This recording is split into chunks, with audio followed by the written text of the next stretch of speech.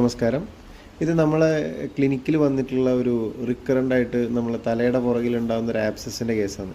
ഇദ്ദേഹത്തിന് ഏകദേശം ഒരു 2-3 മാസമായിട്ട് ഇതുപോലെ തലയുടെ പുറകിലൊരു വലിയ ഒരു ആബ്സസ് ഉണ്ടാകുന്നു. അതിനെന്തെങ്കിലും മെഡിസിൻ കഴിക്കുമ്പോൾ അത് തൽക്കാലത്തേക്ക് കുറയുന്നു. അങ്ങനെ ഒരു അവസ്ഥയിലായിരുന്നു നമ്മളടുത്ത് വന്നത്. അങ്ങനെ നമ്മളടുത്ത് വന്നു. ആ സമയത്ത് ഇത് കുറച്ചധികം വലുതായിട്ടുണ്ടായിരുന്നു. നല്ല വേദന ഉണ്ടായിരുന്നു.